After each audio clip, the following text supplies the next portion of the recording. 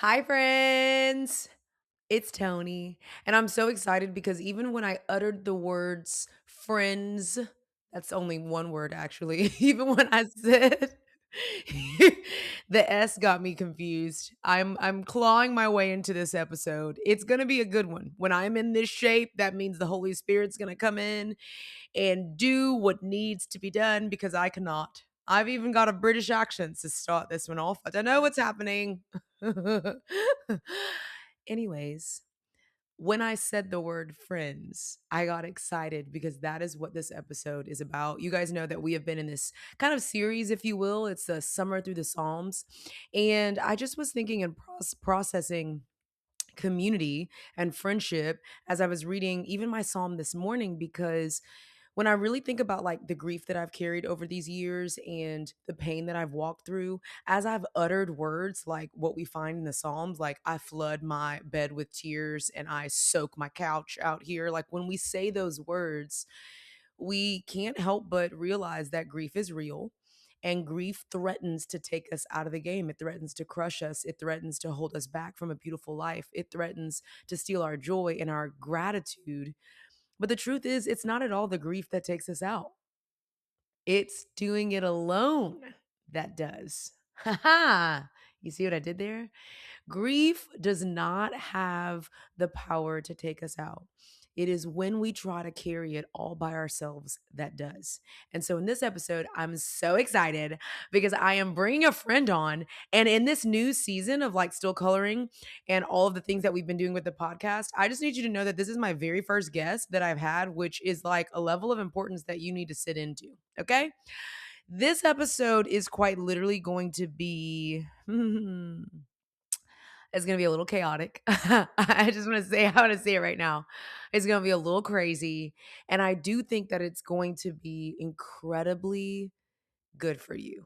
I couldn't come up with another C. I really wanted it. The word curious came up, but it's just maybe you should be curious as you're listening and watching this. And if you're just listening to this podcast episode, I actually want to give you a level of disappointment right now because you won't be able to see that me and my guest today are twinning and our community is the new cool shirts. That's right. That's right. You've missed out on it, but it's okay because you can always go to YouTube and rewatch this because this is the type of content that you will want to rewatch.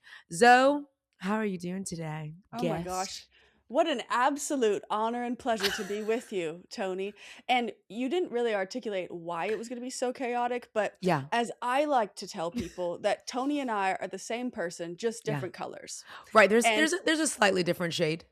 slightly different shade, but here we are twinning today, so point proven. Standing in the need. You know what I mean? Yes. Um, yeah, I don't know if I need to explain the chaoticness. You just need to know that it's here. And I'm gonna be honest with you, Zoe. I have run into a few people that have listened to the podcast, like at my church in the community. And one of the things that I've literally heard quite literally last night was, I just love how crazy you are. I Right. love that you are just completely yourself. And I just don't think there's a better human on the earth to bring onto the podcast than someone else who actually feels like they can be, be themselves. This is what uh, you're gonna get. well, the best part is neither of us know exactly the flow we're going to take this. Oh, not at all. We didn't even outline questions. Yeah, yeah. No, We didn't outline questions. We don't know what we're gonna talk about today. Now we know the topic: we sure do. friendship, community, Friends. friends. Friends, but that's it. Just one word, friends. Okay, I do want to read a couple of scriptures that were pivotal for me when I wrote the book Don't Try This Alone. Let's get Guys, it. also my voice is going out for no reason. Again, because the enemy. Here are some scriptures that were super pivotal for me when I wrote the book, Don't Try This Alone. Proverbs 17:17. A friend loves at all times, and a brother or sister is born for a time of adversity. Here's why that scripture meant so much to me. Because it literally says that a brother or sister is actually quite literally born for a time of adversity in your life. Meaning, we men and women are quite literally birthed to be in community and to hold each other up when really, really hard things happen. What? Would you see what I'm saying? We were born for it. Okay. Okay. Here's another one. All right, this is about to get real. Can I say it? I can do it. Proverbs 18:24. One who has unreliable friends soon comes to ruin, but there is a friend who sticks closer even than a brother. right? And so that scripture for me means sometimes you're going to have to change your circles. Mhm. Sometimes you're going to have to transition some people out, and we're going to talk about that today. We sure And are. also, the second part of the scripture I think is super important because for some of us, our family hasn't been who we needed them to be, and we're like, oh dang, it's over, I don't have anyone close to me, blood is thicker than water, all the things, or whatever, however you say it. But the truth is God has actually called some people to stand in the gaps that your family can't even stand in, and so we're going to talk about that today as well. But the first thing that I want Zoe you to talk about is your podcast and why you even have the authority to talk about community and friendship for all the people here, just so that they know what's going down and why. Fair. That's Yeah. a great question. Yeah. So I am a friendship coach, and so I have a podcast and YouTube show called Leveled Up Friendships, where the goal is to teach you how to do exactly that. And my journey started in college, where through an unfortunate series of events, I had a best friend breakup. And as women know, it's bad. People It's take so sides. bad.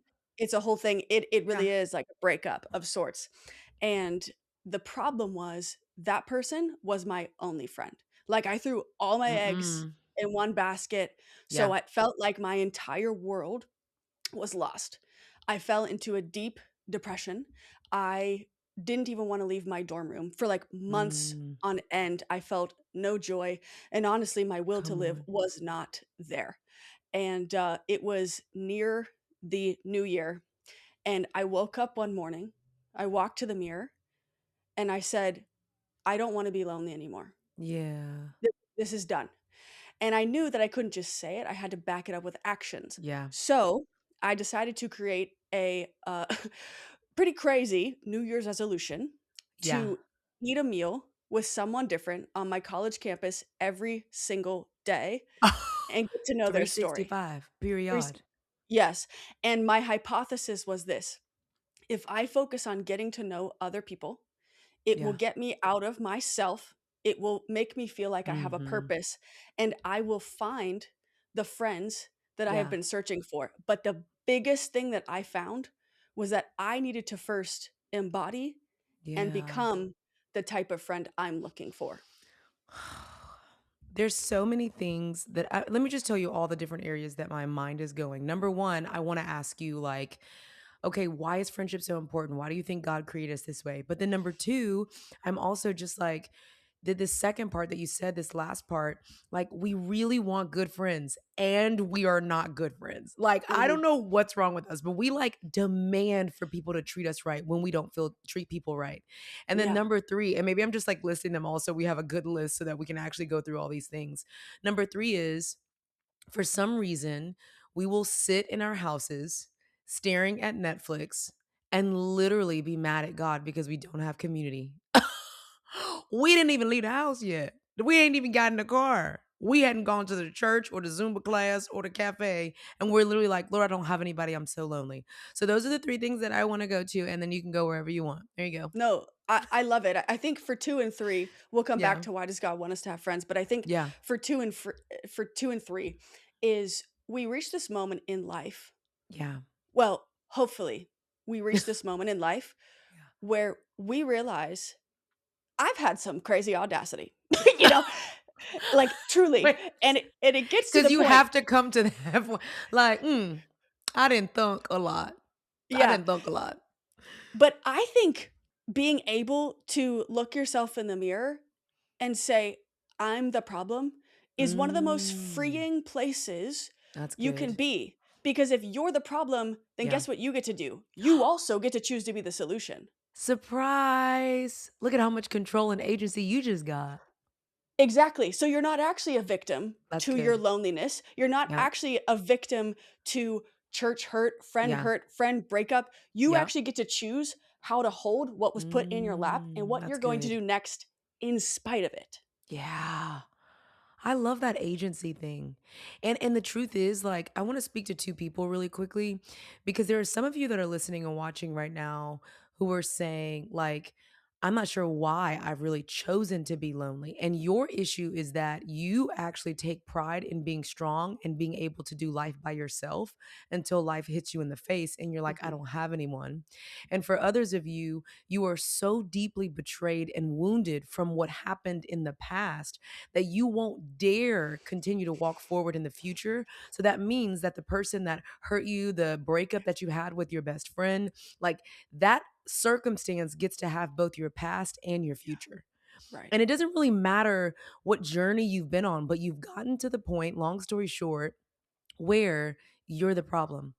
And being able to name that, I love what you said, gives you so much freedom and agency. Like it's me. I need to Yeah. get up and trust again. I need to rebuild again. I need to open myself up again. I need to be vulnerable again. I'm the strong friend. I'm like, I got this. Yeah. I'm fine. I don't even need help. Like getting help is makes me feel weak. I don't want to do it. And we're literally blocking ourselves from the very thing that gives us so much bravery. And that's withness, togetherness, knowing that there's someone there for us.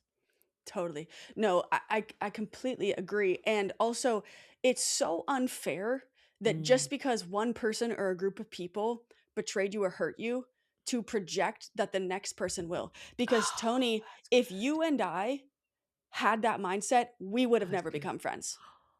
'Cause we had just got hurt. Correct. We just came out of betrayals. Yeah. Wait, I have the chills a little bit. This is the holy tingle for some reason. Lord, what are you doing? I don't know why my little hairs are standing up.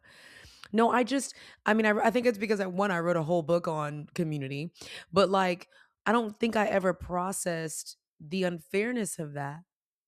Ooh, I don't like how that makes me feel a little bit.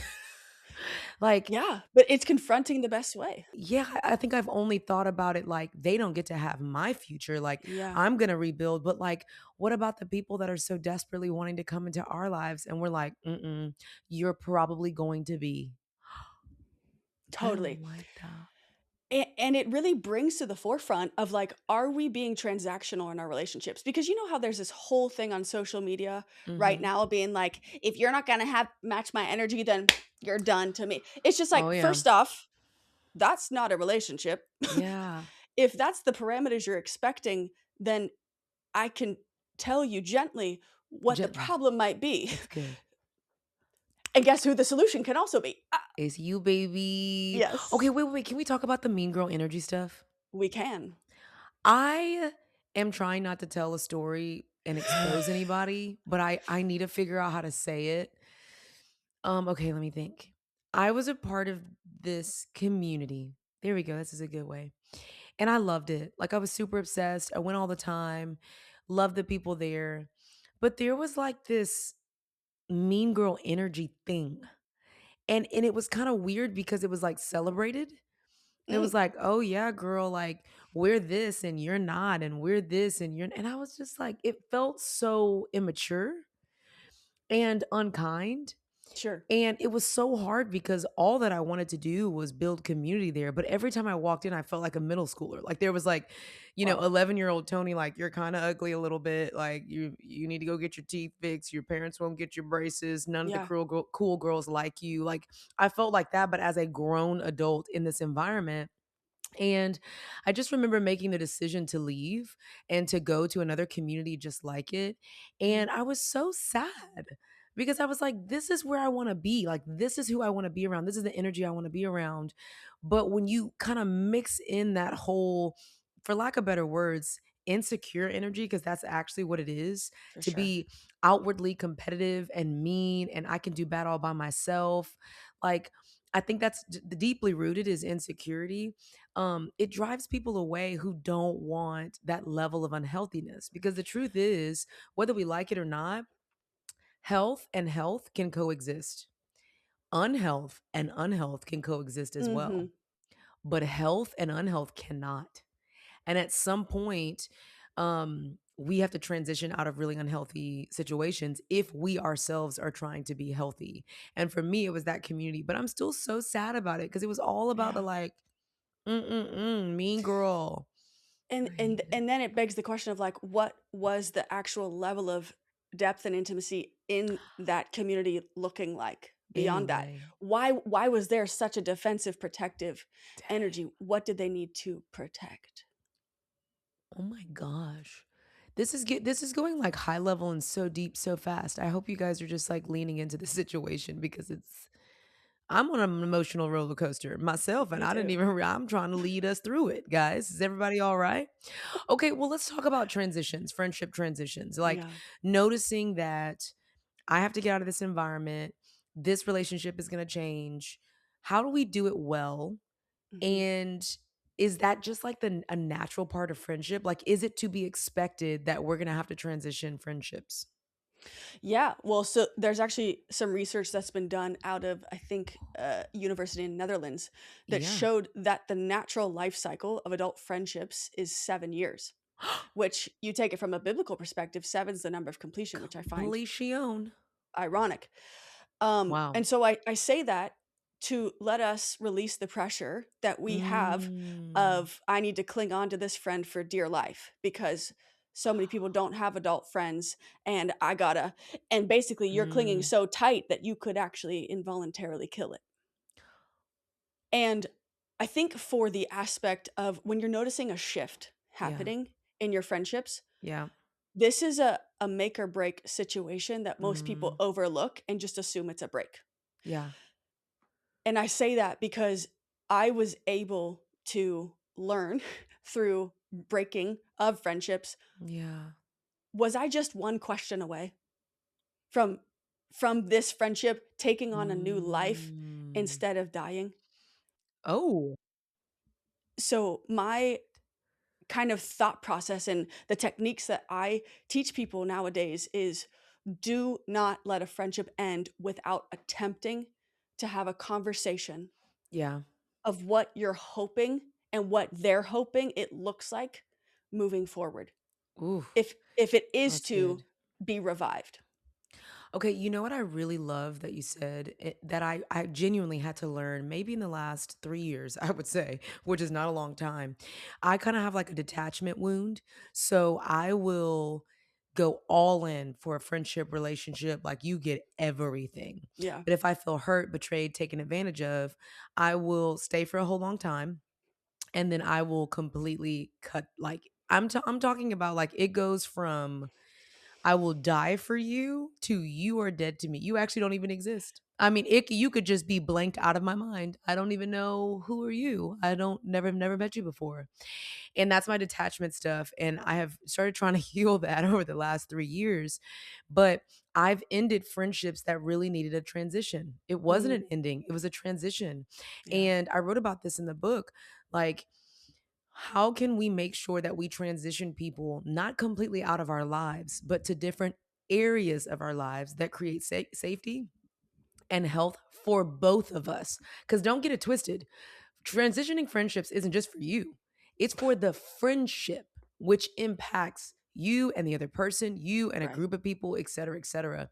And I Yeah. also love so what you said specifically was like this relationship, this friendship could just be taking on a new form. Like I love Mhm. that. And I also love that question thing, like to go into the transition with questions. What's going on with our friendship? Why Yeah. are we not doing well? What boundaries do we need to set in place? Yeah. What what will this look like? Is it less Yeah. phone calls? Is it less Mhm. text? Is it maybe less phone calls but more text? Is it a monthly check-in? Is it we're not hanging out all the time? Like I Yeah. think curiosity cures more things than we could ever imagine. Totally. And along with that, Tell if me. you are to go into a conversation with this, you have Yeah. to be willing to leave your pride at the door. You know, a question that could change everything. Oh, dang. What what can I do better? We don't want to do that, huh? We sure What's it don't. like being on the other side of me? Yeah. I could throw up. Mm. How are my actions impacting you? Guys, we're giving you free nuggets. I hope you're writing this down, not if you're driving, but like, I mean, but no, and I love that you also said at the door. I think sometimes we really do believe that we are experts in communication and we just like, we roll up into the conversation. Like, what's up, man? What we got going on? We don't prepare. We don't write notes. We don't have questions in mind. We don't practice. Okay, how are we going to say this? Counseling has really helped me with that, with having really hard conversations. And my Me too. leadership coach, Lauren, she has really helped me with like, okay, what topics are you taking into the conversation? Call me before you head into a conversation that deals with conflict so I can help Mm, walk you through it. And literally my first instinct is like, I don't need to call you. I'm gonna just go have a conversation with the person. It's all good. But it's like having those questions in your back pocket, I think helps you from slipping into some kind of crazy conversation. Cause I'm telling you, in conflict, I come in real hot. Like I'm just like I'm super yeah. direct. I don't it's not that I don't care, it's that I don't care to like dilly-dally. You don't have the time to waste. I'm not trying to dilly-dally. We gotta I'm not go. trying to bread this thing. You about to get this meat. That doesn't sound right, but you're about to get the hard part of the conversation. Jesus. Jesus help me today. Y'all know what I'm talking about. The sandwich method of the The sandwich conversation. technique, The yes. sandwich, because you can start off. And for those of you that don't know, here's another freebie for you. If you're heading into a conversation that's full of conflict and you're nervous and you're like me, where I just come in and be like, I didn't like that you did that. Like, that's the meat, right? That's like super hard, straightforward. Maybe coming into it with bread first and saying, hey, let's just set the room. How are you? What are you coming in with? How's your heart? Yeah, Let's talk about those things first. Then transitioning into, I've learned this phrase. I believe this conversation is going to be hard. Just know that I love you. So, like saying that, like, right? Like, instead of being totally. like, we need to talk, is Yeah. so much better. Yeah, and it prepares the person for what's coming because Hmm. we've all been on the receiving end of a "we need to talk," and then we're gonna throw up, Yeah, right. It's We like don't sleep ever. yeah, correct. Again. It's like, can the context be in the room with us, And, Ooh, Chris Voss, who is an FBI hostage negotiator, or I former, love this. he wrote about this in his book, Never Split the Difference, and he said the best way to start a Come on. high conflict conversation is just by saying, "This is probably gonna be a very difficult conversation." Set the frame, and Just then said it. everything and then they get to relax. "Okay, I know it's gonna be hard. I'm going to be ready for it." I really love that. This is going to be a difficult conversation. Yeah, Oh, I love that. yeah. I just, one of the things that I've learned to value that I feel like society doesn't value, it is the intricacies Mm. of like friendship. Like we value the intricacies of marriage, right? Like we're like, if Yeah, you're don't go to bed angry, or always date your spouse. Like these little bitty intricacies. Like this for is how sure. you do it well. Dating, same thing. Like close your legs on that first date, and also maybe on the dating phase. Okay, just wait. We we have all of these like different keys and tips and intricacies to doing these things well, but we don't have them for friendship, Totally. And, right? going back to the beginning when you said, like, why does God care about friendships? Come on. Because friendship is another extension of how we get to see Jesus on earth, I love that. if done with intentionality. Like, how we Yeah. have the intentionality when dating of like, here's what I'm looking for Yeah. in, the person I'm gonna date. Why do Why we we don't do not that? with friendships? "Oh, I I know. just want someone to have fun with." Okay, well, No, you that's don't. literally every other person. You wanna specify a little bit more? You want Right. someone who you can trust? Well, You are and you Joe, the 92-year-old, are going to be having fun at the Silver Sneakers? Is hey, that who you're talking about? hit that curves situation? Shout out curves. Shout out to Curves, though. Seriously, it's changing people's lives. Amen. We're not affiliated, but honestly, I have But we'll had take people an that it's affiliation. changed their life. Curves, hit us up. Hips don't lie. That's going to be the next episode. Anyways, okay, wait. I love having a heck yes and a heck no list for Mhm. friendship. Yes. Here's one of the things that's on my heck no list, and I want you to think about yours too, Zoe. Alright, ready. I don't like to be made fun of. Not like in a serious way, but also not like in a playful way.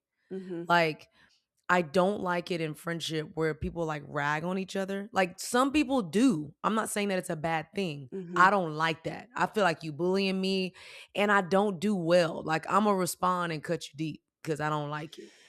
You know what I Yeah. mean? Like I have 3 older brothers. I could talk about people to the best of them and it's Yeah. funny. That's which is the real problem. Right, that's the yeah. So I don't like to bring that into friendship. Another thing that's really important to me is making sure that I have friends that are as generous as me. Now, Even when I say it out loud, I'm like, "Oh, Tony, that's, like, so childish. Like, why do you even need No, that?" I'll defend you. But the truth thank you. Stand beside me. But the truth is, like, I love generosity. Like, Yes. it pains me when when I pray to the Lord for finances, I literally say, "Lord, give me more so I can give more." Like, Mhm. please, like, Mhm. and I try to find ways from my friends, like, what can I do? What's special? How can I give? Maybe if I don't have it financially, how can I leverage my influence? Like, whatever, because I just love it. And I've been in situations and friendships where I'm the only one paying for the dinners. Where we're on vacation and I'm like, I got it, I got it, I got it. And I start feeling empty. And I have two choices. Either I'm going to accept them for who they are and pull back and be like, okay, I'm not going to be myself. Like, I'm not going to be generous so that I don't feel like so taken advantage of. Mhm. Or I'm going to make sure that the friends that are closest to me are as generous or on some level generous as me so that I don't Totally. feel so disjointed. Like those things I'm realizing are important and it's okay for me to name it. And it's not like, I feel like people listening to this could be like, that's a lot. Like, what you need all that for in a friend? You do. That's how Mhm. I believe that we have friendships past 7 years. 100%. Well, because there's so many things I wanna say on Yeah. that, and I'm gonna come back to it, but, the number one reason I see why friendships dissolve is because one person decided to grow in one direction, and either Mm, the other person did not choose to grow that direction yeah. or went the opposite direction Yep. as them. But if you have a core value like that, then that Yeah. that isn't dependent on the season of does am I married with kids? Is this Mm. person Yep. single? Do they let it's like the core tenets of that are Yeah. built around something other than externals. That's I internal like stuff. that. And you give them an opportunity to meet it. Like, oh, I Exactly. know Tony values this, so I want to try to do this. Because I'm also learning that I have one specific friend that I decided to voice this to, and she's like gotten better. Like I've said, hey, I Mm. really value generosity, and I'm noticing, girl, and I kind of try to say it funny, like, I be paying for all the meals now. You over here, I know you got money. I know you. I mean, you know what I'm saying? Yeah. Like, Yeah. or just saying, like, hey, I really don't want to pull back on generosity. So when we go out, we may just need to like either pay for our meals like ourselves, or like, how about we start a cadence where like when we go out the first time, it's me. The second time, it's you. Like, I Totally. don't I don't want to give up on people because again, I have that detachment thing. I'm like, oh, just find a new friend. Like, let's just keep it moving versus being an actual adult and Totally. being mature enough to voice my needs. So I Yeah. think that's good. Okay, what you got? Absolutely. But along with that, it's a conversation where so many conversations can get easier if you literally just put all the blame on yourself. Hey, the Mm, story I'm telling myself when come we go on. out to eat is that you actually like it's not that big of a deal. Like just Yep. expressing your feelings. Like that And you're taking advantage of me. And I exactly. guarantee you, your friend will be like, "Oh my gosh, I'm so I don't sorry. want you to feel that way." Or You'd be like, they say, "Okay." "What's wrong with you? That's obviously not," and they get super defensive and then that tells you something And then else. you like, "The unhealthy radar is showing. Your unhealth is showing, girl or Noted, boy." sister. Yeah. Noted, baby girl. But Noted, baby boy. You can't say baby boy. It doesn't sound the same. going back to this generosity piece Yeah. is I think we overlook the depth of generosity because it Mm. doesn't have to be money. The gift of your Yes. presence Come is on. the most powerful gift. Like at a funeral, your friend Come is on. remembering if you showed up that day for them in the midst of the Oh, deepest pain they have ever felt.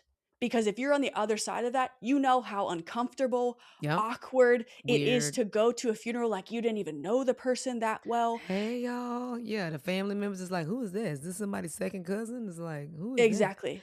But Yep. it's times like that where it's like who you were to Yeah. me in that moment meant more than anything else. The gift of listening is incredibly generous. I mean, Tony, I think you should share with people What? Tell me.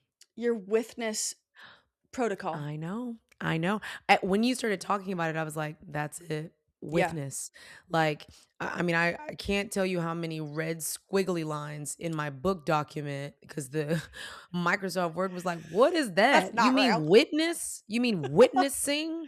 I'm like, "No, I'm not talking about people just standing there watching you suffer. I'm not just talking about people standing there witnessing you go through things. I'm Mhm. talking about people saying, I'm not leaving the room. I'm going to be a steady presence. I'm going to pray in this room when you don't have the words to pray. I am going to get you the tissue and the food. I'm going to show up. I'm going to sit with you." And I was on the With the Berries podcast and I got blasted for this. So I'm just going to say it again with some context for you whippersnappers. But I was talking about the book of Job and how his friends traveled that entire distance to come and sit with him in the grief. When they got there, they realized, oh my goodness, Job is suffering out here. Like, you all right, homeboy? And instead of asking questions, instead of, what can I do? What do you need? Like, what's going on? They just sat there because, and the Bible says, because they realized the grief was so heavy. Now, did they start questioning, like, now, is the enemy attacking you because you've been sinful out here? Like, who wife you didn't slept with? Like, they did question him. They did become friends that did not trust his morals and his actions like they did. And Job still asked the Lord to bless them at the end, Mm. even with their bad behavior. And many of you out there got bad behavior too. Sometimes you show up really well for your friends, and sometimes you don't. And either way it goes, what I always want to highlight is that Job's friends showed up and they sat with him in the grief and they gave him what he needed: presence, So good. witness. And that's what the Lord does for us. He gives us this beautiful peace, and He doesn't have to do another thing. And I think that if we're getting serious about friendship and we really are looking at friendship in the way that you described at the beginning of the episode, Zoe, as this continuation of who Jesus is, as this reflection of companionship. I think about Jesus and Mary and Martha and Lazarus. It literally says that he loved them, that he hung out with them, that he had slumber parties with them. Now, it did not say the word slumber party. That's two words. Okay, we're still on a roll. It didn't say Jesus had slumber parties with these single friends. It said though that he went to Bethany where they lived. And when he was in town, he spent the night with them. The power of just his presence. Before he healed and raised Lazarus from the dead, he just hung out with them. And sometimes that's enough. It is enough, and I Yeah. think because it's so out of the normal for us to Yeah. do, that so few of us say we feel confident in Yeah. settings where it's just like, "I just need to be with you." So for that, Imma tee you up to teach this, Tee me Tony. up. Come on. I want you to teach what you shared at the healing retreat when someone is sharing something, that whole Oh. process. Okay, so I have a women's course, and we just love it. And so we started this practice, I guess, if you will, called story liturgy.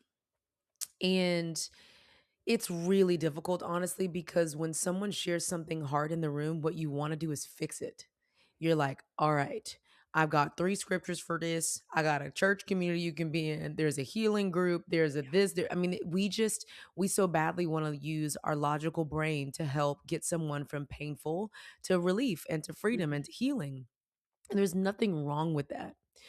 What is difficult is that people actually never receive the healing that they need because they never deeply feel seen by the people in the room. Instead of sitting with them in their pain and saying, that sucks, that's so hard, the feelings that are rising up in me because of that are these, we literally just rush them past the grief and into fixing it. And so in our groups, what we do is this story liturgy process where one person in the room names a painful part of their story. For me, it would be divorce, finding out about betrayal from my ex-husband for the umpteenth time, and having to walk through my second divorce with two children, public embarrassment, all the things. The people in the room, instead of saying, oh, girl, I got a good divorce lawyer. Oh, girl, I got a good counselor that can help you process through that stuff. You should go through betrayal trauma. You should go through a betrayal group, all these things. Um, they instead tell me how it made them feel when I shared. So many things happen in the room when that happens. We shut off our left brain, our logical brain. We cut on our right brain, that brain that's just tender and empathetic and it's got all these emotions. And we begin to help that person feel deeply seen. Like we're not rushing past the fact that you were deeply hurt and betrayed. And I think it's a beautiful practice. And so, yeah, as you were Yeah. teaching us, well, you tell me if this is right. So, Yeah. what you just shared, and I would respond with something like, Tony, when you shared Uh huh. about finding out your betrayal, Come on. I felt so much anger and so much pain at the same Okay, time. wait. I'm not even. This is. Wait. First of all, we're simulating this, but my body's actually responding. Mm, I'm not even kidding you. Like, I wish I could show you all my little hairs because I only shaved half my legs for the summer. Like, I'm like, oh, I'm not crazy. mm-mm. I'm about to cry. This ain't even real. Like, because my body. Kind of I mean, is. it's real. It's still real. What am I talking about? You know what? I need to go to counseling next Thursday. But it's because my body's literally saying, okay, your anger is righteous. Right. Your anger is not crazy. Like someone else would be angry too if it Hmm. happened to them. And for many people in the room, the reason why they even feel anything is because it did happen to them. And they're literally saying, hashtag me too. Hmm. Me too. It's so stinking freaking powerful. We have been using Yeah. it in our confessional community for 5 years now. And I have never felt more seen and healed and free in my emotions to feel and to name things than I do now. And Yeah. I just really deeply pray that like we just get really good at practicing witness Yeah. because we need it. Desperately. Desperately. Desperately. I mean, even take science into this. Come on. Harvard did the world's longest longitudinal study of what creates longevity in someone's life. It was an Mm. 85-year study, Oh my gosh. and they found by the end of it that the people that had the longest and most joy in their life Come wasn't on. the people that worked out the most, Yep. wasn't the people that ate the healthiest, though those are both important. Yeah. It was the quality and depth of the non-familial Come on. friendships in their life. So I'm that over here like withness, processing this in real time. Like, yeah. yep. So withness stands the test of time because you're walking with people through it. Yeah. And you had mentioned like those me too moments. I like to Yeah. say same moments. Even finding opportunities for no Yeah. way. No way. I went through that is Mm. a bonding agent. Yeah. And so many of us are locked up and we're afraid to be like, "Oh, I don't want anyone to." No, you that could literally be the unlock No, in a I friendship. was literally about to say this, like, I don't know who taught us this, but, like, when someone's saying something, they're like, "I don't wanna make this about me." Yeah. What are you talking? No, I don't wanna feel alone in this. You Yeah. think if like, for me, one of the things I don't talk about a whole bunch, I'm not really sure why, I think I still feel a lot of guilt around it, Mm. but I got, like, incredibly drunk at a friend's college graduation, excuse me, and ended up like literally blacking out, I guess, and waking up to a guy having sex with me. And for years, I mean, I did not like I have met him once. He was at the party. It was crazy.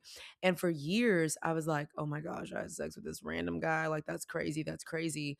And I remember one of my friends saying, "No, you got raped. Like what are you talking about? You were like unconscious and he took advantage of you." And she was Yeah. like, "And I've been there too." And I think I haven't talked about it because I just felt so much shame around it because I'm like, there's nobody else that like got so drunk that and then her same girl, me too, freed me to be like, no, I got taken advantage of. And in that, now I can heal because I have the power to name it.